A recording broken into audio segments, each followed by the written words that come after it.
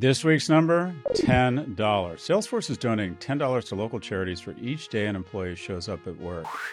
I give at least 10% of my earnings to charity, another 5% to Destiny, and a few percent to other strippers.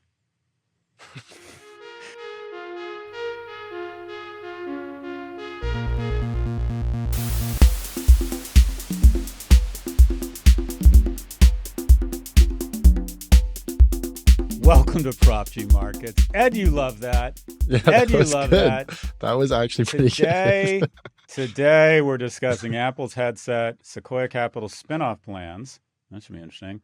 And the PGA Tour's merger with Live Golf. Here with the news is Prof G media analyst and stage name Ed Elson. Ed, step away from the pole. Tell us about the markets.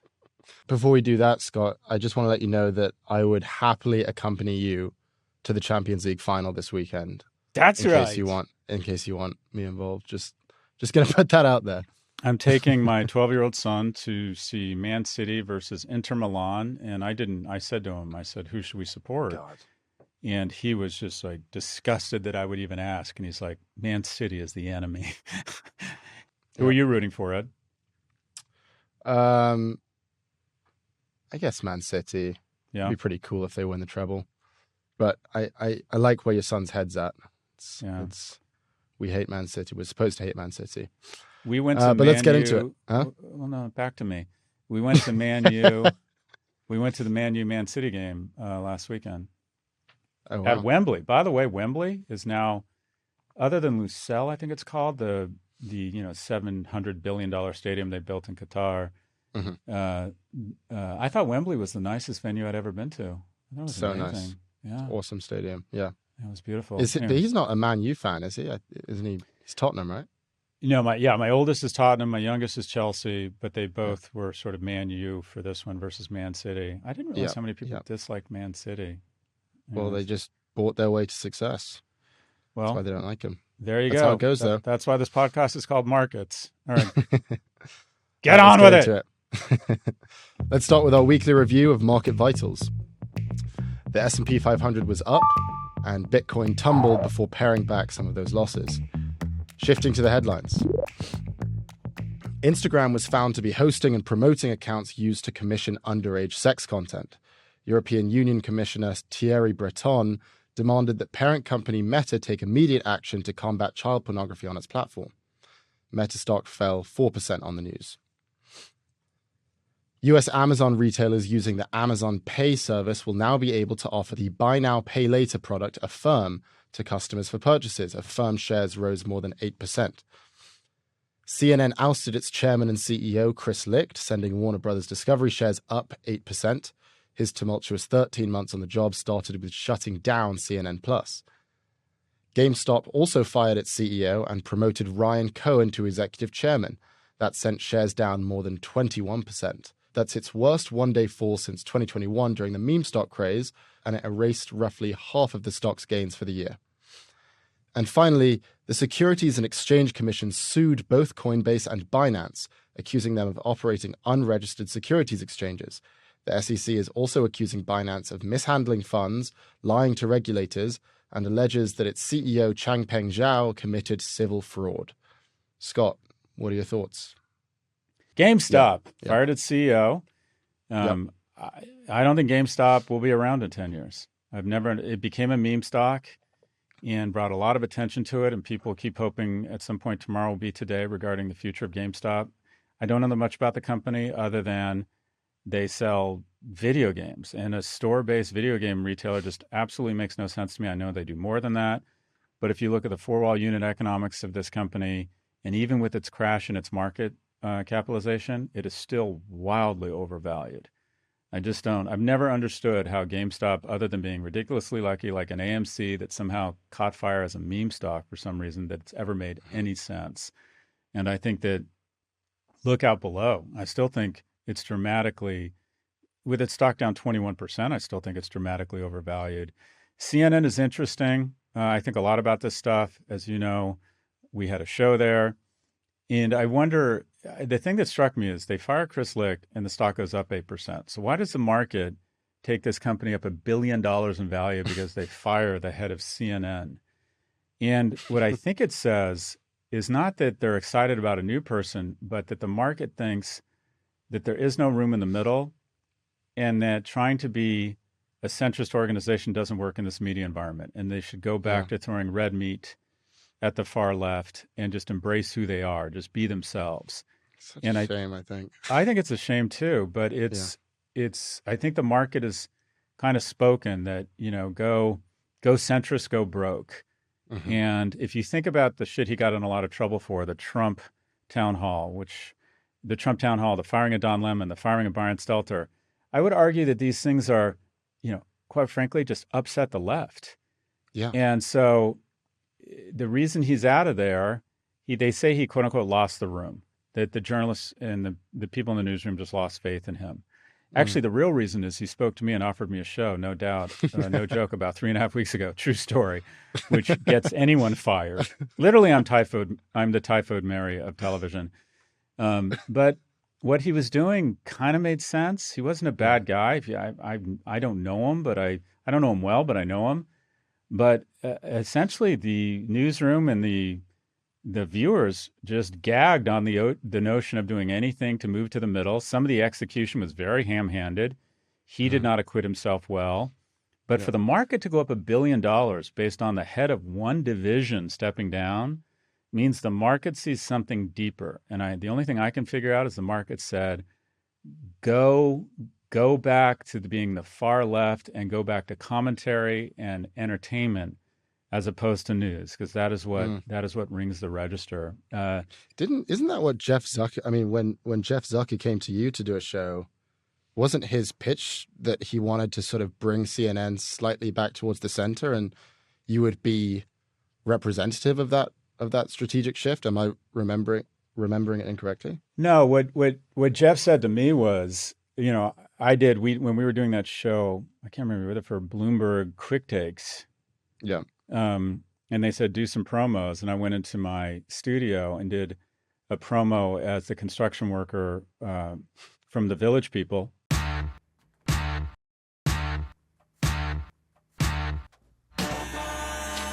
That's right. The man of your dreams is here. If your dreams included the Village People meets a 47-year-old Jewish academic with erectile dysfunction who's on testosterone, I'm in construction.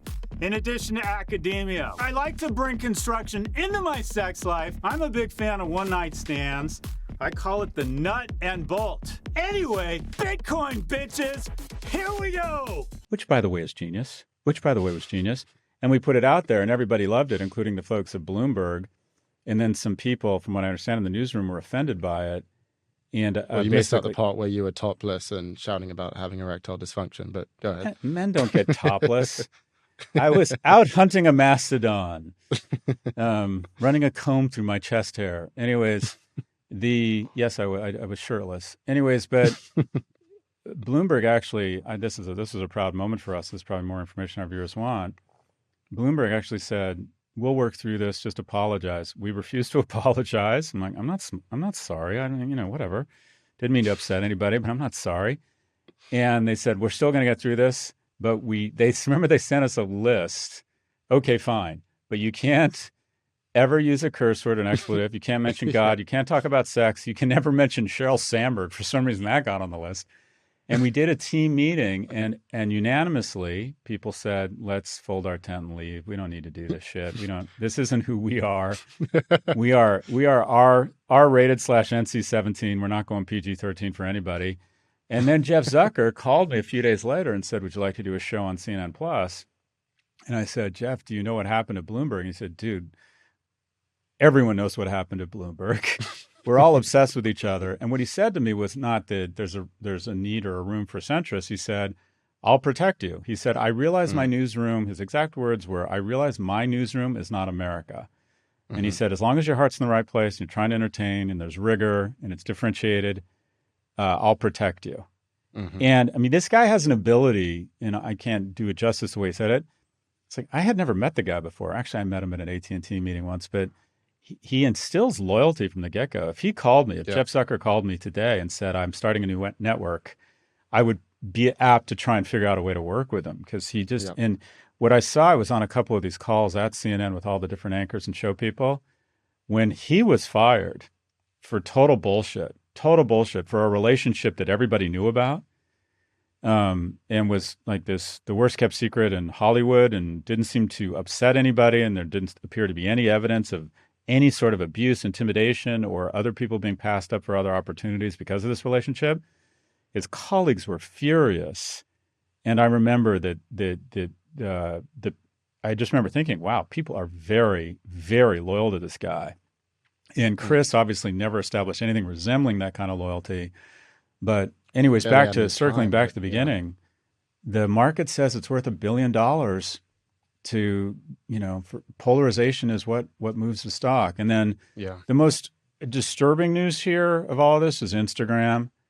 And this story that a lot of accounts were used to commission underage sex content.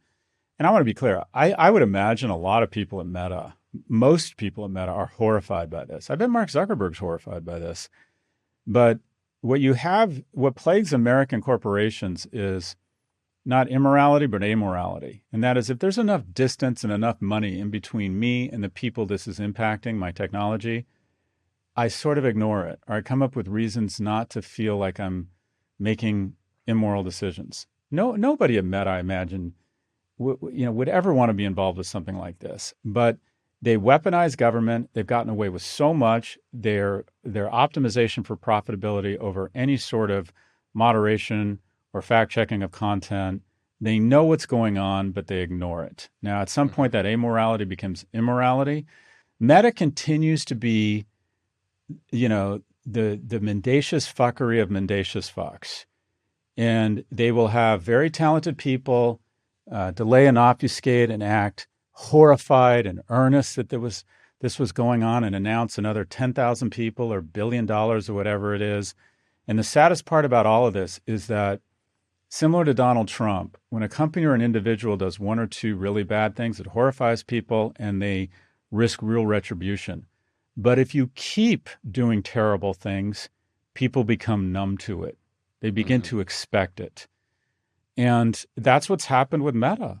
It's just you can't even name the number of times you thought that the government should move in. And I've said this a bunch of times before, and the letter of the law should be followed here. But until somebody does a perp walk, I don't think any of this changes. Think about what Elizabeth Holmes did. She's going to prison for 11 years. She lied to a small group of investors. She lost $700 million of their money. She lied to them and she exaggerated the results. She's going to jail for 11 years. Look at the damage that Meta has levied on our youth. Teen depression, weaponization of our elections, making our discourse more coarse. And what's happened there? Fines that are equivalent of parking tickets. So I think this reflects a lot about America and about the company and our idolatry of innovators and how money has washed over Washington and the difference between immorality and amorality, and then it's amorality that really that plagues us. Yep. I'd actually like you to go first on Binance and Coinbase. The interesting part, I think, Scott, is what they're accusing both the companies of. So if you look at the complaint, they're saying that each company is operating as a securities exchange, a broker, and a clearing agency. And the SEC says that if you want to be any of those things, you have to register with the SEC. Neither of them have done that. So what's implicit in that complaint is that both of these exchanges are trading securities. And the US definition of a security is anything that involves a person investing in a common enterprise with the expectation of profits based on the effort of others. That's the definition, but it's this massive philosophical and financial debate. And the SEC has decided these are securities. Now, here's my question that has been bugging me. If the SEC believes that these are securities and that these companies are securities exchanges, why did they approve Coinbase to list itself as a publicly traded company, which they did back in 2021? How could they allow retail investors to purchase shares in a company whose fundamental business was, in their view, illegal? So I was trying to figure out the answer to that question. I found something really interesting in the SEC complaint. So the SEC said this, quote, declaring effective a Form S-1 registration statement does not constitute an SEC or staff opinion on or an endorsement of the legality of an issuer's underlying business. Now, this struck me because I have always thought that that is exactly what the SEC's job is, that before a company goes public, the SEC has to determine, is this thing legal? And if that's not the case, then my question is, what is the point in having an SEC in the first place if it's not going to do that? And I was trying to think of analogies here. It's sort of like if you had this highly profitable drug cartel file for an IPO, and the SEC says, you know, the company is reporting accurate and truthful financial disclosures, and therefore it's fine. What they should really be saying is, yes, the company's financial disclosures are correct, and yes, it's outlined the risk of its product, but it's selling drugs, and that's illegal. Mm-hmm. And the thing that I find most disingenuous is the fact that only now is the SEC deciding that they care about the legality of this business. Only now, once the damage has been done, the bag's been dumped, after countless frauds and Ponzi schemes that have collapsed, millions of retail investors have lost literally billions of dollars. Only now do they care about what's legal and what isn't. I feel that the SEC should be real with themselves and recognize, maybe publicly recognize, we made a mistake and we should never have let this thing list on a public exchange. I think that's really powerful, Ed. And I would bet that the volume of trading and the financialization of everything has vastly outpaced the resources that the SEC is allocated by a Congress that doesn't want enforcement. I would bet that the SEC, one of their defenses would be say, folks, we're dealing with so many different, everything from SPACs to crypto to an unbelievably robust IPO market through 20 and 21. You know, we're barely keeping up. And they're the Securities and Exchange Commission. Does that mean they regulate securities, or they're responsible for determining if something is a security or not? And this is, in some fashion, I think they would say, if it's not SEC regulated, buyer beware. And we have come in, we have hit these guys hard, and the algebra of deterrence is in effect here. Having said that, the SEC is they will tell you they're supposed to protect investors. Exactly. In this instance, they didn't. I mean, a lot of investors, a lot of retail. I've always said the SEC doesn't protect investors, it protects management. It's there to create a series of terms and there to essentially ensure that management has access to the public markets.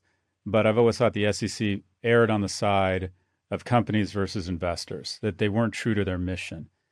And but I think your point is a really valid one, that it's like when the sheriff shows up after the bank has been robbed and everybody's dead. Exactly. It's like, well, okay, it's good you're here. And the sheriff let him into the town in the first place. Now they're getting involved now, after everything has crashed, and the damage has been done. And I'll bet you that people will start blaming the SEC for stifling the growth of the crypto economy. Well, the same people that claim the SEC was getting in the way, when FTX happened, screamed that where were the regulators? Yep. And I agree with you. I think that these agencies have some splaining to do. And there was such a movement that made you feel lame and old if you question the brilliance of these companies and their promoters, even as it was just pretty clear there was nothing here. It looks like Binance is turning into a slow-moving FTX/train wreck.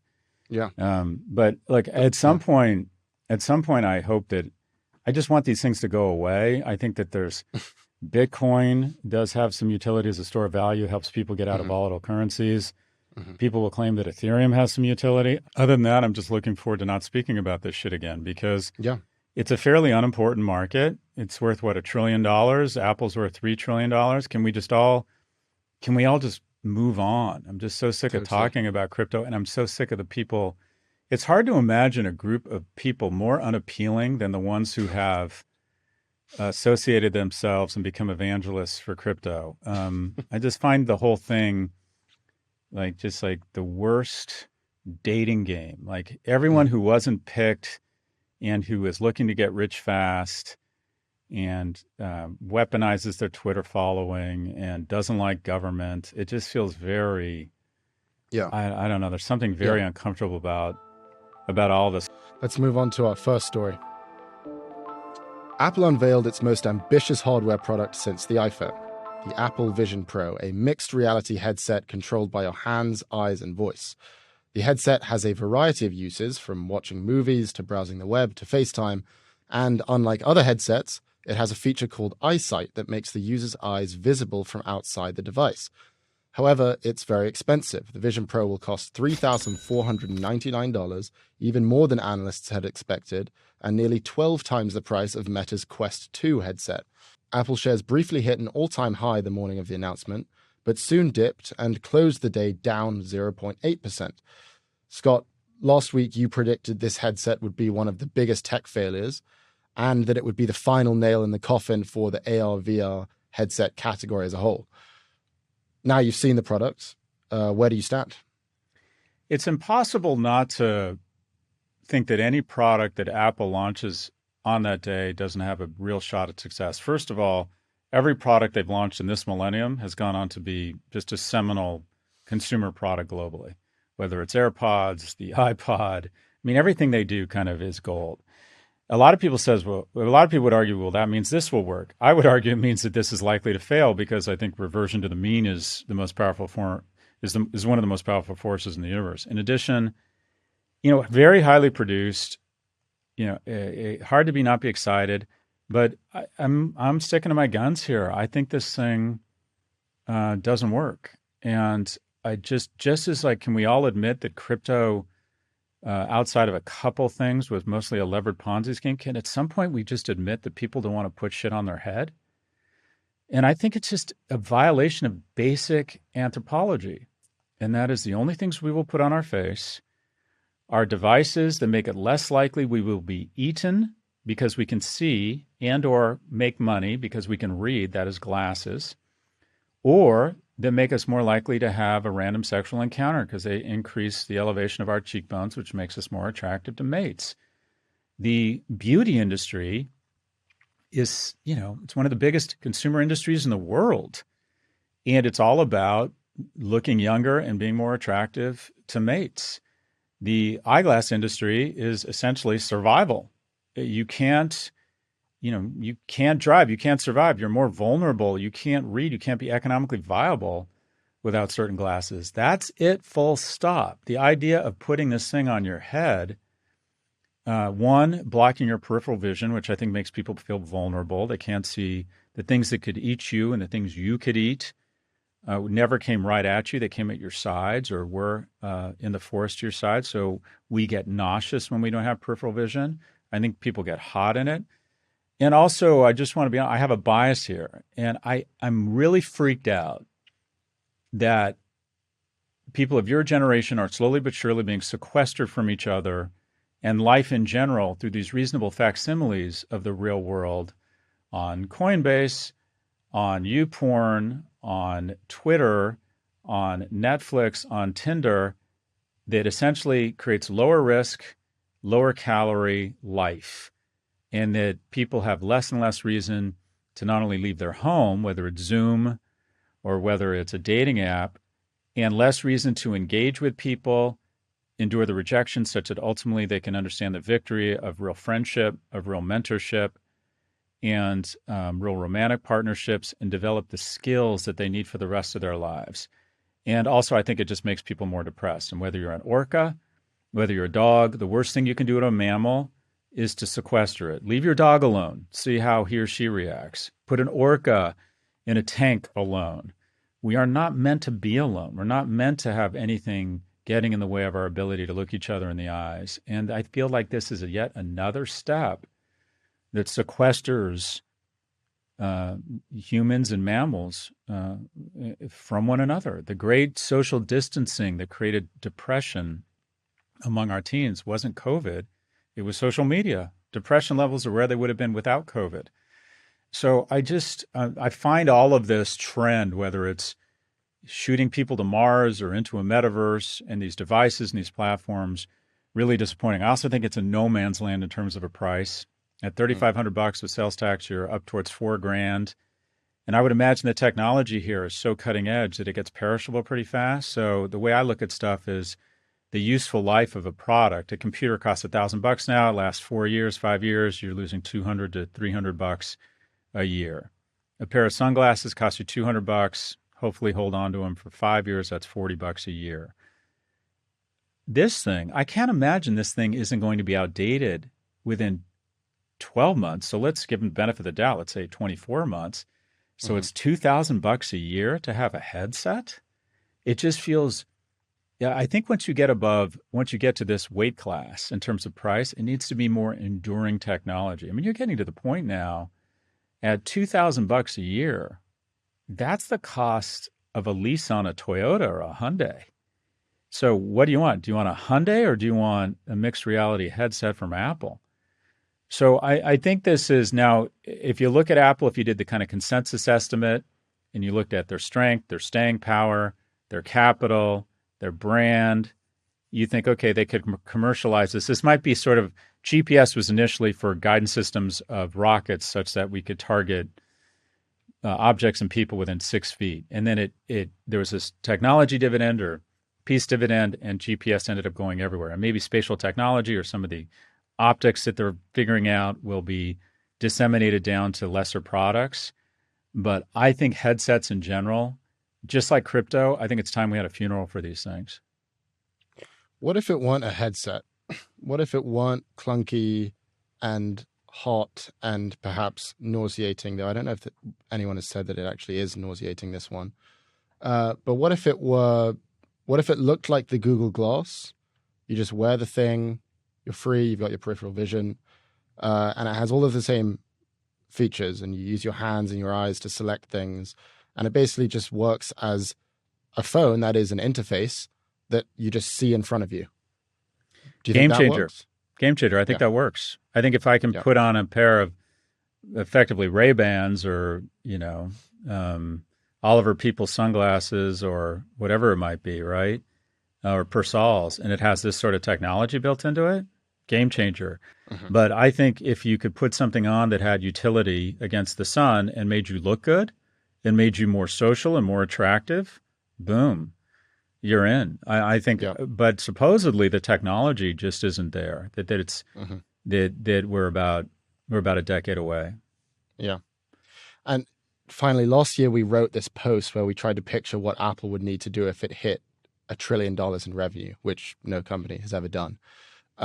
We suggested a lot of different categories. We said banking, search, health, fitness, home products, also cars.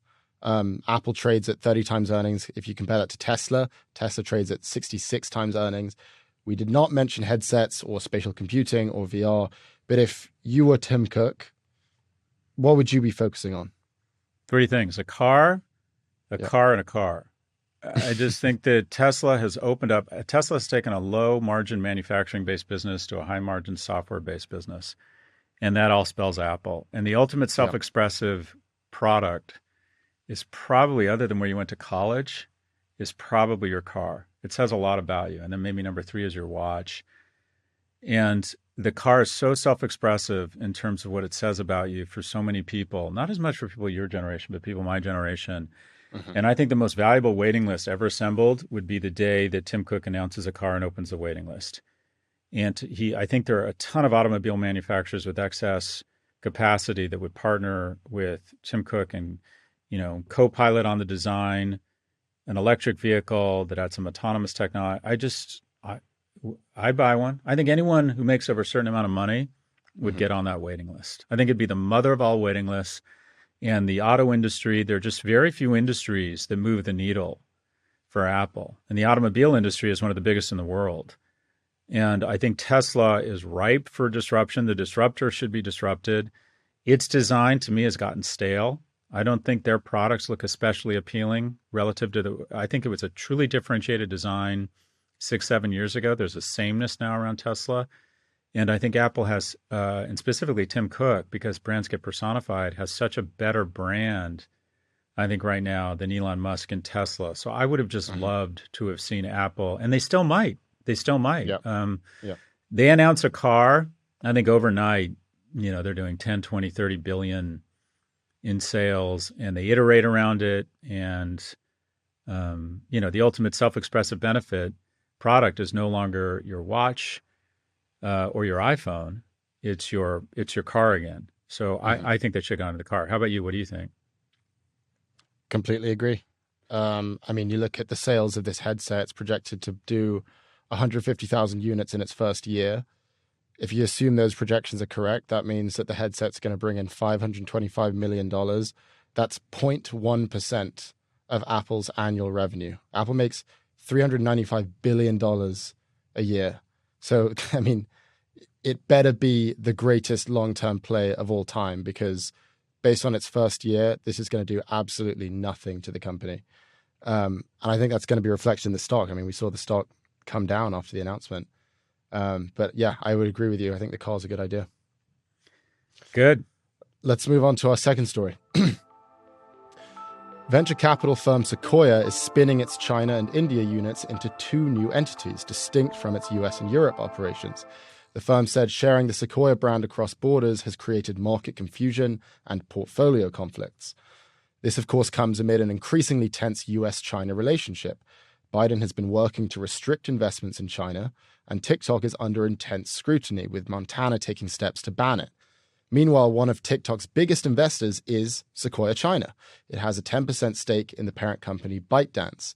In other words, running a global investment business has become, to quote Sequoia, increasingly complex. The split will take effect by next March. The China unit will be renamed Hongshan, the India unit Peak 15 Partners, and the US-Europe unit will remain Sequoia Capital. Scott, what's your reaction to this? So that sentence in there, the firm said sharing the Sequoia brand across borders has created market confusion and portfolio conflicts. That's a bald-faced lie. That has nothing to do with this decision. This decision is that they are worried that they're going to get caught in the crossfire of a U.S.-Sino conflict where American investors might not be able to invest or register a gain from ByteDance if ByteDance doesn't comply with U.S. regulations. And what they're sitting on top of is potentially $100 billion in gains. And the partners at Sequoia want to make sure they have access to that. So they'll create a Chinese unit that's subject to Chinese laws or international laws, of which there are very few, not subject to the long arm of Uncle Sam or regulations, or they can do whatever they want and they won't come under fire for it. So this is nothing but an attempt to protect and ring fence that $100 billion should ByteDance be seen as an enemy or a direct defense threat. They have decided we don't want to comply with U.S. laws if there's 100 or don't want to comply with potential U.S. regulations if, in fact, there's $100 billion at the end of the rainbow here. So, this is an attempt to wrap themselves in three different flags. This is Sequoia waving whatever flag gets them the most money. Full stop. It has nothing to do. Oh, my God, that's hilarious. Market confusion and portfolio conflicts. Yeah, that's why they're doing it. What are your thoughts? Yeah. Well, I want to ask you, there's this one side of this, which is that America and Biden, the US doesn't want US companies investing in China. The other side of it could be that China doesn't want US companies investing in China. And one reason for that would just be they don't want information getting out. And that's especially true if, like you say, if ByteDance goes public and that's a $100 billion IPO, then what if ByteDance has to then share their disclosures with US regulators and that gets out? So I guess my question to you is, how much of this do you think is an appeasement to China versus the US? And I was also going to ask if you think that the ByteDance IPO had anything to do with this. It sounds like that's a resounding yes. I think China I think there's a thawing. I think China actually, I think she went in and wrapped the knuckles and cut off the fingers of a bunch of Chinese companies, but doesn't want to cut off the arm. Yep. If you look at what they've done the past few months, I think they've tried to thaw relationships a little bit between the tech community and the global investment community. So I don't think it's as much as China wants to chase off American investors. I'm just looking at some of the notes that were pulled together here. One of the other reasons they said was that Sequoia gave was that it has become increasingly complex to run a decentralized global investment business. Centralized back office functions are more of a hindrance and market confusion due to the shared Sequoia brand. I mean, literally, these people must go to they must have the same IR people as Meta.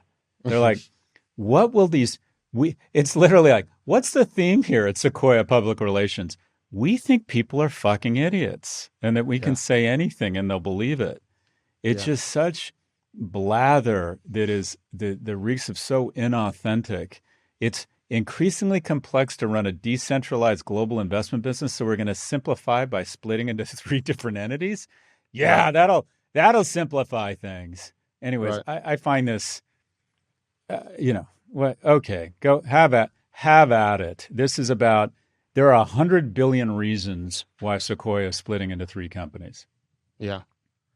Do you think that there's an argument to be made that this is sort of a good thing from a national security perspective? And that is, Sequoia is arguably the most iconic, influential VC firm in the world. The fact that they're doing this will probably set a tone that going forward, US VC firms shouldn't invest in Chinese companies and vice versa. There'll probably just be less cross-border investing at this point. Do you think that maybe that could be argued is a pretty good thing? I don't know. I think that VCs will go where the money is. I don't, I mean, I think they'd invest in Iran if they could. I don't, and maybe North Korea. It just, capital goes where it's going to get its return and where it's legal. And, the best example of that is, and we're going to talk about it, the Kingdom or Live in PGA. But I think there's a benefit to this, and that is there are people who will, in organizations that will just pursue a return on invested capital, and moral clarity for them isn't, or even fidelity to the Commonwealth isn't high up on their list. That's not to say there aren't a lot of great citizens out there who run companies and try and do the right thing every day. But I think there's no shortage of, if there is opportunity in tainted baby milk and it's not regulated, there will be a VC who will fund it. And I'm not saying it's Sequoia Capital because they're so rich that they probably, can be a little bit more selective and not get involved in stuff like that. But I mean, Christ, look at the people, these investment banks. They're good people. I know them. Look at the shit they took public. They knew retail investors were going to lose a ton of money. They knew it. They knew this stuff was shit. And they still underwrote it. I mean, look at the people, and all these people in crypto, not bad people. They really think that, Cumrocket is a place to store value. That Solana, I mean, this stuff is just, it's not, you want to be a good citizen. You want to have some fidelity to the Commonwealth. You want to be a good employer. But for-profit entities are primarily there for profit and to create economic security for them and their shareholders. And some companies, a lot of companies won't engage in this type of thing, but there's, that's why SIN funds outperform, Calvert funds used to invest in just basically ESG. They were kind of the original ESG investor. And Asphalt to Motorin just points out your returns are going to be lower. When you start limiting your universe based on any criteria, your returns are going to go down. Yeah. And what he says is, the hard part around ESG investing is who gets to decide what is the E, the S, and the G.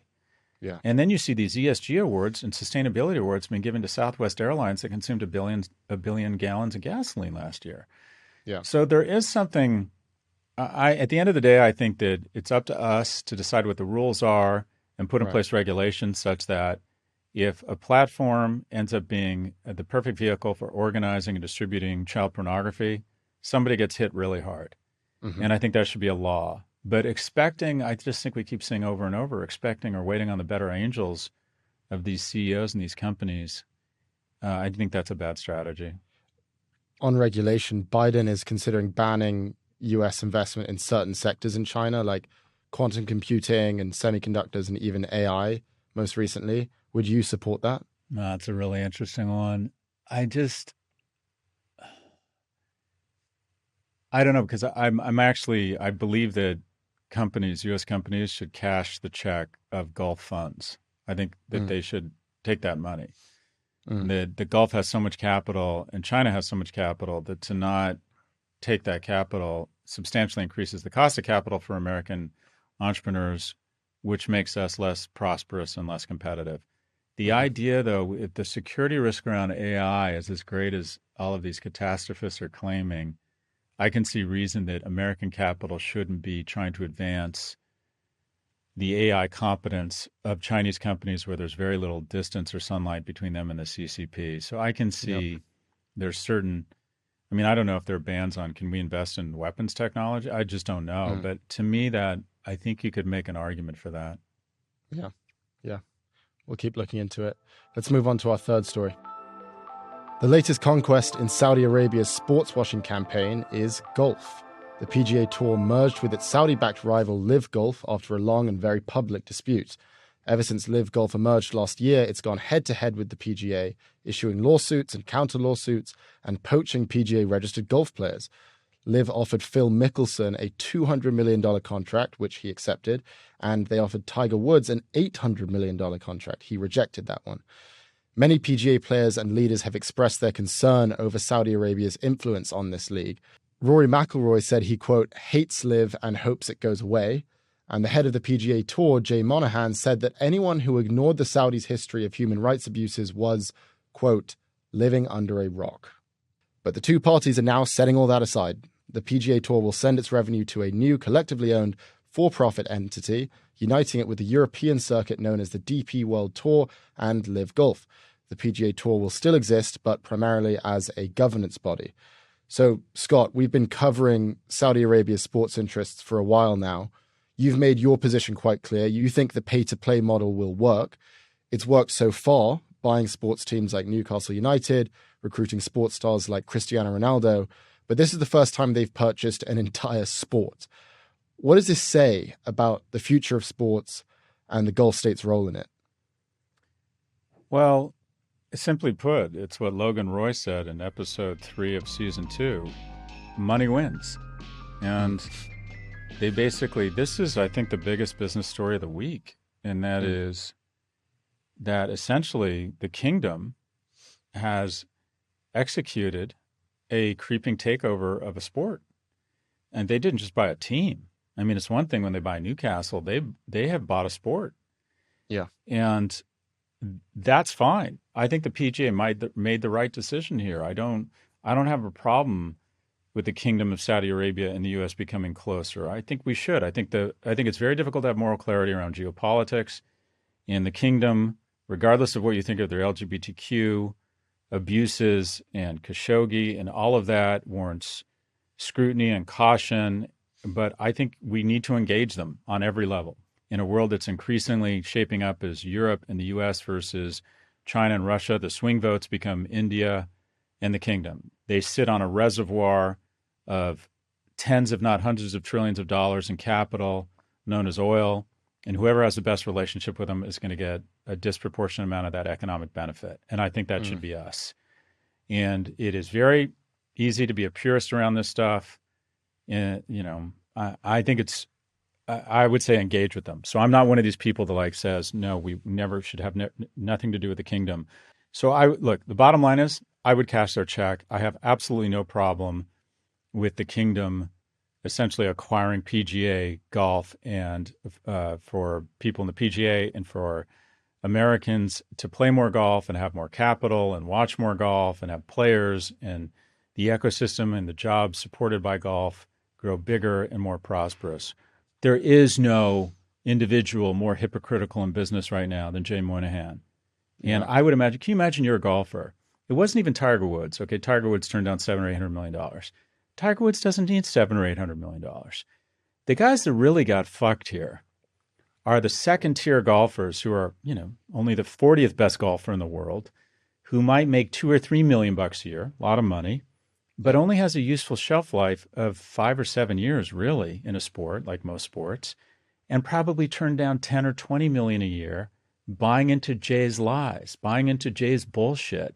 And now that Liv owns PGA or is merged with PGA, guess what? They have no shot at that 10 or 20 anymore because now they work for the monopoly. So I find this an abuse of people's trust. and just exceptionally kind of first ballot Hall of Fame low character award goes to Jay Monahan. He basically suggested that live golfers were betraying the victims of 9/11, of the 9/11 attacks. And he also said, apparently, according to Senator Chris Murphy, he said that PGA officials were in his office talking about how the Saudis' human rights record should disqualify them from having a stake in a major American sport. He also canceled a sponsorship deal with Raytheon because, quote, the company sells missiles to Saudi Arabia. Those are the arguments that, Scott, you're referring to, point taken. But he's also made the business case. And it's difficult here because he has apparently a moral incentive, but mainly a financial incentive from the beginning to protect the PGA Tour. And last year he said, quote, we welcome good, healthy competition, but the Live Saudi Golf League is not that. It's an irrational threat that's not concerned with a return on investment or true growth of the game, which to me basically aligns with your view that Live doesn't have any of these financial constraints because its backers don't care about a financial return. All they care about is soft power, brand influence, national awareness. So my question, from a business perspective, at least at the beginning, Monahan had an incentive to protect the PGA Tour. And as you say, he sort of weaponized this moralist argument. What should he have done to reach a resolution that would make shareholders happy and also that would make fans of golf happy? Well, Live Golf essentially did what Netflix and Amazon have done, and that is they came to the party with cheaper capital and overwhelmed the competition with capital. And you can't compete against the kingdom. They just have more money, and they are looking for non-economic return. PGA is looking to invest $1 billion and get $1.2 billion a year. The kingdom is looking to invest $1 billion a year and maybe get $500 million back and have people feel better about the kingdom and diversify into sports. They can't compete with that. Now, there might be an antitrust argument. There might be a CFIUS argument. And by the way, I think Jay, what he should have done was made those arguments, held out, and then sold out for a big number. Right. But for God's sakes, don't say that Live golfers are portraying the victims of the 9/11 attacks. Yeah. Don't use this moral argument to try and sway young men who look up to you as the head of PGA such that they trade off their economic security for your morals, which, by the way, just aren't true. So the business end, selling out to the kingdom, negotiating, fighting them hard on antitrust, finding whatever, it's saying, crying foul that they're competing on non-economic terms. That's business. That's full body contact capitalism. Yeah. This is a bridge too far. The whole 9/11 and the moral argument. I don't think he lasts. They say Chris Licht, the final straw for him was that he lost the room. I love that term. He lost the room, and that is the journalists and the people in the newsroom no longer supported him. I would be shocked if Jay hasn't lost the locker room. Yep. If I'm some golfer that turned down $20 million, livid. Oh my God. I mean, really, boss? Really? I wouldn't, I would refuse to be in the same room as this guy. So anyways, but I buy it. I don't mind Darwinism. I don't mind capitalism, but for God's sakes, just be a little bit more honest about it. Mm-hmm. Totally. Finally, the other big news in sports is that Lionel Messi turned down an offer from Saudi Arabia. Come on, go Messi. Greatest player in history in my book now. They would have paid him $400 million a year. Instead, he's going to Miami, where he'll play for David Beckham's MLS football club, Inter Miami. Put another way, money didn't win this time. We don't know that. Sure that's right. That's right. There's a profit-sharing agreement with Apple and Adidas, apparently. Yep. We don't know the terms of it. I guess, my instinct was that money didn't win. But does that news change your perspective on this sports washing campaign? This was the best business news I got all week. I saw Messi play. I saw the best kind of older player square off against the best younger player. Mbappe at what is the greatest football match in history at the finals of the World Cup. And I was with my sons, and it was just one of those moments I'll remember the rest of my life. And I just think the world of Messi. Seems like a good person. I don't know how much of it is PR and bullshit, but he seems to spend a lot of time with his kids. And what he was offered, though, I wouldn't be surprised. I doubt he got $400 million, but he was offered an opportunity to buy a stake in the team. So he gets kind of a call option on Inter Miami or whatever they're calling it. That if he brings the kind of value they think he can, he then gets an option to buy a percentage of it. And then it's an Apple and an Adidas contract. And also, you know what won here? You know, the Soho Beach House and the Faena. I mean, for God's sakes, where would you want to live, Ed? Riyadh or South Beach? As someone who's a Florida resident, the lifestyle in Miami is outstanding. It is hands down, Ed, the coolest city in Latin America, and it happens to be in America. And the quality of life is just outstanding. And for a guy raised in Argentina who's played in Europe. So, and I want to be clear, I went to Riyadh and I was actually pleasantly surprised. I enjoyed going there. I'm going to spend more time in the Gulf. But Miami, baby, oh my God, that shit's for real. When you got a limited number of years like me and Lionel, you want to be in Miami. And I think so. I think two things won. First and foremost, I think Miami won. I think Miami beat out. NYU has one of the best faculties in the world. We punch above our weight class in terms of quality of our faculty because it's an amazing sale. We call people, we call faculty who are very senior and the best in their field that are in their 40s and 50s and say, like to come spend 2 or 3 years living in Soho, New York? That's a really good rap. That's a really good rap.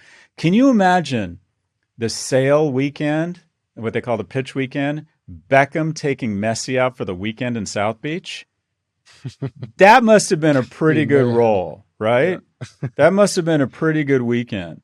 So I think Miami won here, and I think that they got very creative in terms of ownership stakes and potential long-term and weird things. Like I would bet taxes played a role here. I bet if he gets an equity interest in the team, he can convert that to long-term capital gains if and when he sells it at 23% tax rates versus the current income at a much higher tax rate he would have got in the kingdom. Now, I don't know this because who knows, maybe he's a citizen of Puerto Rico or the Isle of Man or something. No one is better at avoiding taxes or more nimble with tax avoidance than athletes.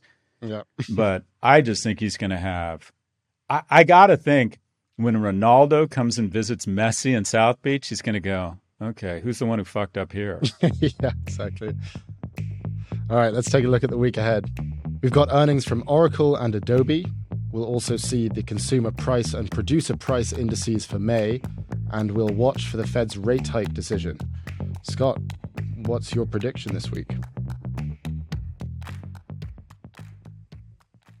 Oh, my prediction is Jay Moynihan decides that he's going to spend more time with his family.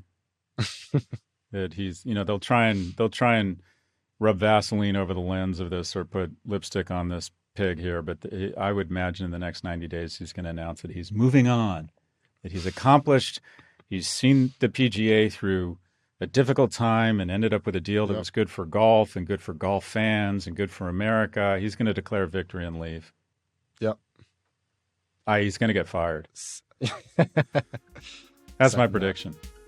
Good. Thank you for watching this version of Prof G Markets. Check out our pod feed for office hours on Wednesday, and we'll be back with a fresh take on markets every Monday.